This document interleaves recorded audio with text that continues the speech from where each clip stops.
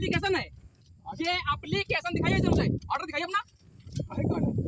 ये एप्लीकेशन केवल एसडीएम में सिर्फ मार्क की है, केवल एप्लीकेशन है, ये केवल एप्लीकेशन है, ठीक है। और नेपाल एसडीएम मिलकर के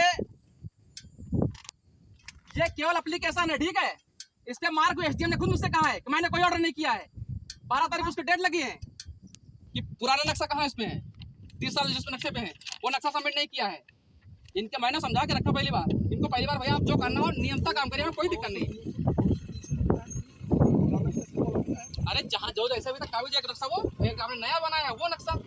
उप जिला अधिकारी पर लगा बड़ा आरोप, युवक की जमीन पर जबरन करवा रहे हैं कब्जा। जहां पूरा मामला उन्नाव जनपद के थाना असोहा ग्राम क्योनी का है, जहां के निवासी राम स्वरूप उम्र 75 वर्ष पुत्र देवी प्रसाद ने अपने क्षेत्र के उप जिलाधिकारी पर अपनी जमीन को जबरन कब्जा करवाने जैसा गंभीर आरोप लगाया है। बता दें कि पीड़ित पक्ष द्वारा इस मामले पर मीडिया से बताया गया कि पीड़ित राम स्वरूप का अपने भाई राम कुमार के साथ जमीन बंटवारे को लेकर काफी लंबे समय से विवाद चल रहा था। इस बीच पीड़ित के भाई ने अपने पुत्र अमनदीप सिंह व 3-4 अज्ञात लोगों के साथ उसके खेत पर कब्जा करने की कोशिश की। मामले का संज्ञान जब रामस्वरूप को हुआ तो उसने रोकने की कोशिश की, जिस पर विपक्ष की तरफ से आए कुछ लोगों ने खुद को लेखपाल व सीनियर लेखपाल बताते हुए कहा कि उन्हें जमीन पर कब्जे का आदेश उप जिलाधिकारी अतुल कुमार की तरफ से मिला है। इस मामले को लेकर जब पीड़ित उप जिलाधिकारी के पास पहुंचा तो उप जिलाधिकारी अतुल कुमार महोदय सुनवाई करने की जगह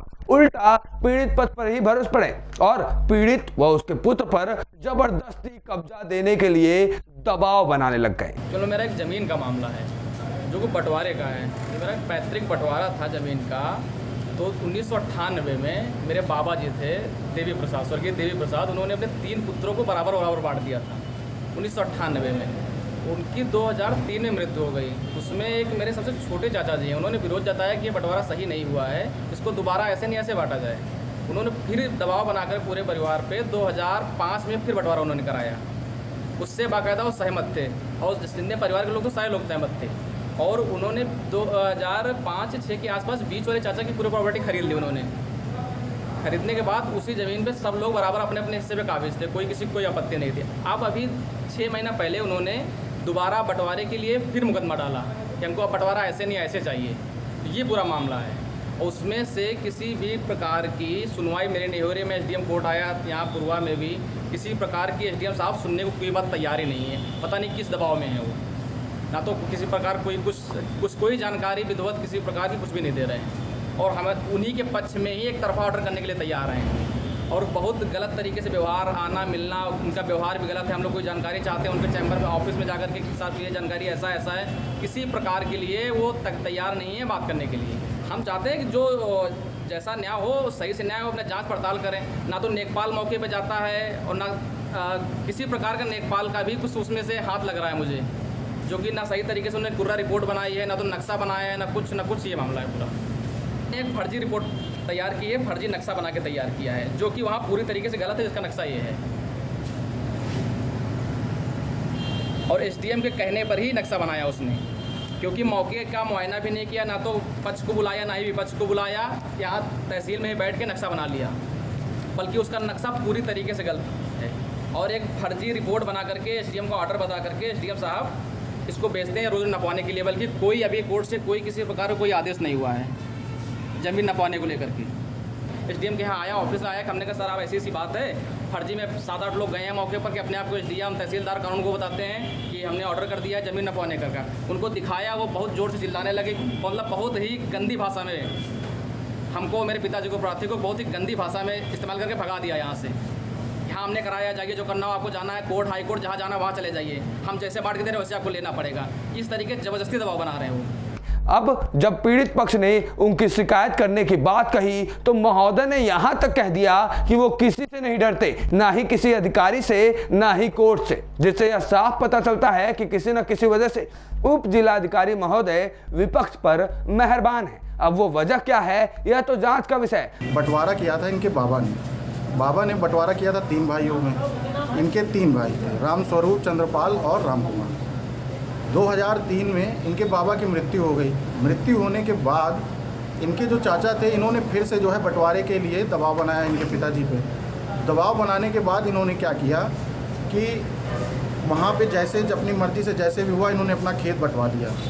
उसके बाद 2005 से लेके 2022 तक इनको कोई आपत्ति नहीं थी, क्योंकि गांव सभा में 2018 में एक नई रोड निकली इनके खेत के बगल से। तो जब खेत के बगल से रोड निकली तो इन्होंने 2022 दिसंबर में एक पार्टीशन का सूट यहाँ पर डाल दिया। तो जब पार्टीशन का सूट डाला तो उसको एसडीएम साहब बड़ी ही स्पेशल तरीके से ट्रीट करने लगे, मतलब जल्दी जल्दी डेट लगाना, तारीखें देना। ठीक है, जब इनके यहाँ पर प्रिलिमिनरी डिक्री पारित हो गई, प्रारंभिक डिक्री पारित हुई, तो उस डिक्री को पारित होने के कुछ दिनों बाद ही इन्होंने एक एप्लीकेशन तैयार कराई फर्जी तौर पर, उसे अग्रेसित कर दिया कि मौके पर जाके आप जो है इस पर कब्जा दिलाइए, जो कि अभी इसमें फाइनल डिग्री आना बाकी था। फाइनल डिग्री आने के पहले ही इन्होंने जो है क्या कहते हैं कब्जा दिलाने का दबाव डालना शुरू कर दिया विपक्षी गढ़ों पर। उस 27 तारीख को वो वहाँ पर मौके पे जाके जब निरीक्षण करते हैं तो ऐसा लगता है जैसे निरीक्षण करने नहीं आए हैं। जो कुर्रा रिपोर्ट लेखपाल द्वारा बनाई गई थी वो भी रिपोर्ट की वो सही से फिर से वेरिफिकेशन के लिए वहाँ पर नहीं गए हैं। वो बस वहाँ पर गए हैं, बस गाड़ी घुमा के अपनी टीम के साथ चले आए हैं। जब उनसे मैंने बाद में पूछा कि ये किस नियम के आधार पर आप वहाँ पे गए हैं, तो उन्होंने कहा कि ये जो कुर्रा रिपोर्ट बनी है पहले से लेखपाल के द्वारा वो सही बनी है। जो कि जो कुर्रा रिपोर्ट बनती है वो तब बनती है जब दोनों पार्टियों को बुला लिया जाए। अगर पहले से ही आपसी सहमति और पारिवारिक बंदोबस्त के तहत बंटवारा हो चुका है तो उसमें दोबारा से न्यायालय को हस्तक्षेप करने का कोई अधिकार नहीं है। लेकिन फिर भी एसडीएम साहब इसको जो है अपने हिसाब से चला रहे हैं, कानून के खिलाफ कार्रवाई करने के लिए। भूमि मुआवजाओं पर नकेल कैसे कसा जाएगा, यह खुद में एक बड़ा सवाल है। योगी जी जरा इन अधिकारी साहब से मिलिए जिन्होंने अपने ही क्षेत्र के निवासी की समस्या दूर करने की जगह उल्टा उस पर जबरन भूमि को कब्जा देने के लिए दबाव बनाना शुरू कर दिया है। न्यूज़ टुडे से विश्वेश तिवारी की रिपोर्ट।